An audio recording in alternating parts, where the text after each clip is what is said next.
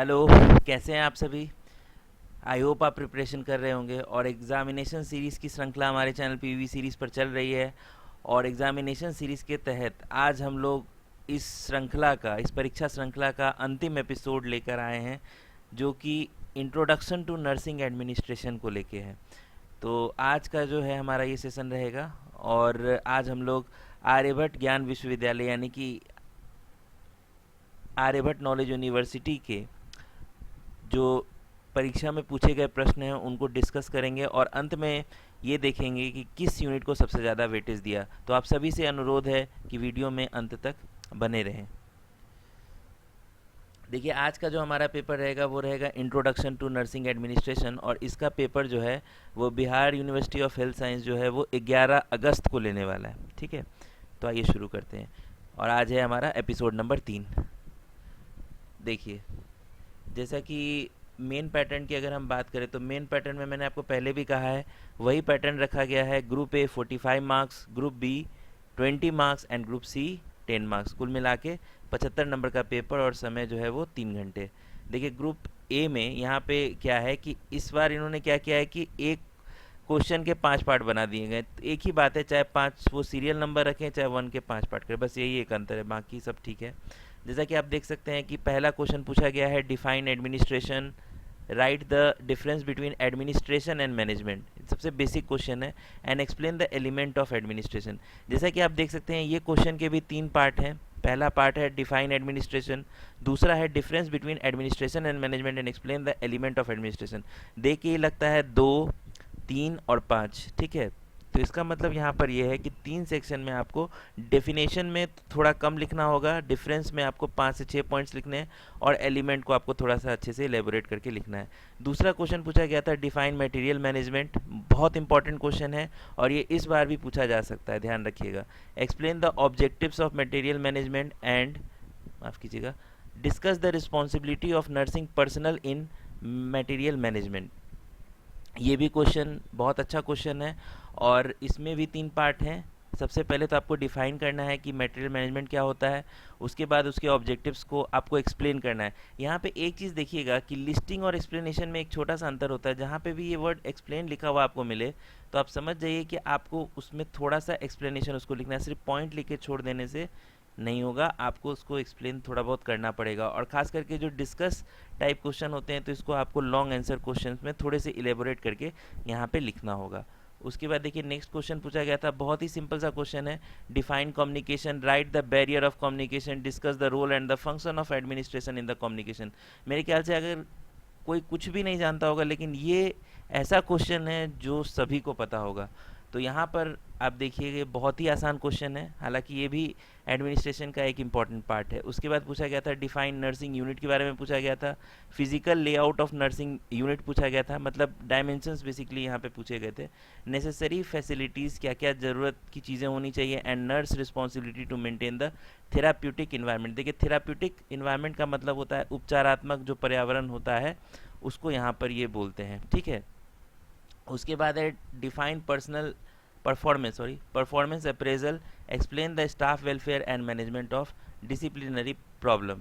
तो यहाँ पर ये 5 क्वेश्चंस पूछे गए थे। और जैसा कि मैंने आपको कहा कि सिलेक्शन ऑफ क्वेश्चन होना चाहिए, कि आपको पता होना चाहिए कि कौन सा क्वेश्चन आप ऐसा चुने जिससे कि आपका ये विद इन टाइम फ्रेम में आपका ये चीज़ें लिखा सके। तो जैसा कि आप देख सकते हैं पहला वाला जो क्वेश्चन हमने देखा था वो आसान था, ये भी क्वेश्चन आसान है और ये भी क्वेश्चन आसान है। इसमें थोड़ा सा अपेक्षाकृत कम लिखना होगा। ऐसे ही आपके ऊपर है, अगर आपको याद है तो आप बिल्कुल लिखिए।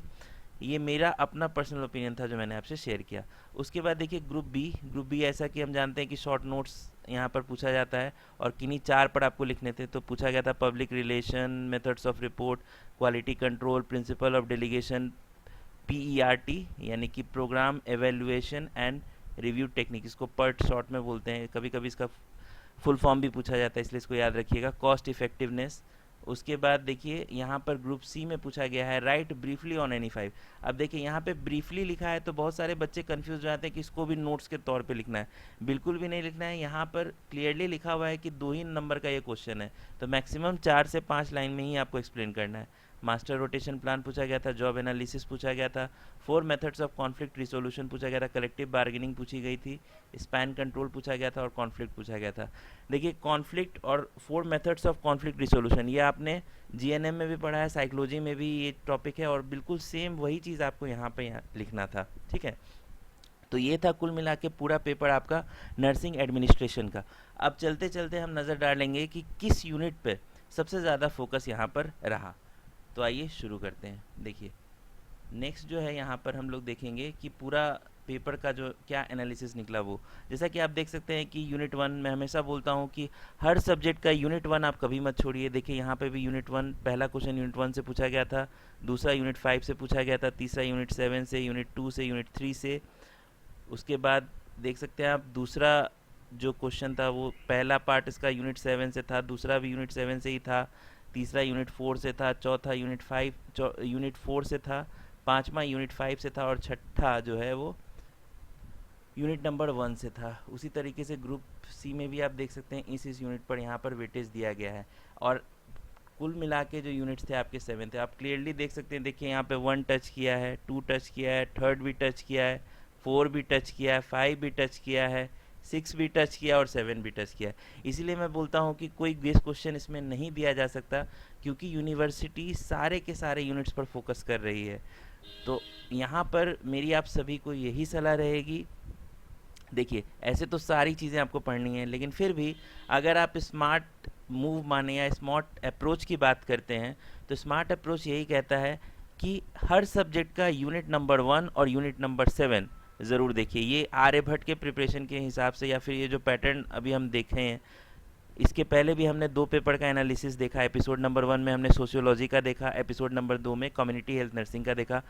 आप में से जिन भी छात्र जिन्होंने ये दोनों एपिसोड्स हमारे नहीं देखे हैं, प्लेलिस्ट आज मैं क्रिएट उसकी कर दूंगा पोस्ट बेसिक के नाम से, आप उसमें जाके देख लीजिएगा या फिर आप वीडियो पे सिंपली सर्च भी मारिएगा तो आपको वो दिख जाएगा। तो उस वीडियो को आप ज़रूर देखिएगा। तो ये थी हमारी एग्ज़ामिनेशन सीरीज़ का आज आखिरी एपिसोड नंबर 3 और इसी के साथ हमारा ये एग्ज़ामिनेशन सीरीज़ आज ख़त्म होता है। इसके अलावा मैं यहाँ पे आपसे क्षमा चाहूँगा क्योंकि साइकेट्रिक यानी कि मेंटल हेल्थ नर्सिंग और नर्सिंग एजुकेशन का हम यहाँ पे एनालिसिस नहीं करवा पा रहे हैं क्योंकि क्वेश्चन पेपर नहीं अवेलेबल हो पाया है। इसलिए जो अवेलेबल था मैंने वो करवा दिया, क्योंकि आपको भी पता है कि इंटरनेट पे भी बहुत कम ऐसे सोर्सेज है जहाँ से क्वेश्चन पेपर मिल पाते हैं। लेकिन फिर भी आप फिक्र मत कीजिए, एक वीडियो इम्पॉर्टेंट, हालांकि मैंने आपको पहले भी कहा आप खुद एनालिसिस देख रहे हैं कि सारे के सारे यूनिट टच हो रहे हैं, लेकिन फिर भी जो मोस्ट इम्पॉर्टेंट टॉपिक होगा कि इतना तो आपको कवर कर ही लेना है, उसके लिए एक वीडियो हम 1-2 दिन में लाने की कोशिश करेंगे।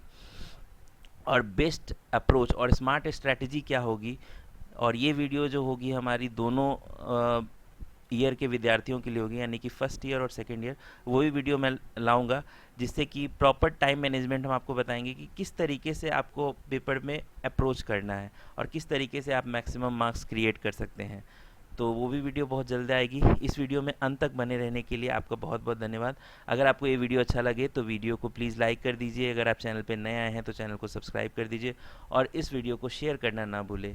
सो press the bell icon and never miss an update from PVV series, तरीका मेरा फ़ायदा आपका। तो मिलेंगे बहुत जल्द एक नई वीडियो के साथ। धन्यवाद। Love you all.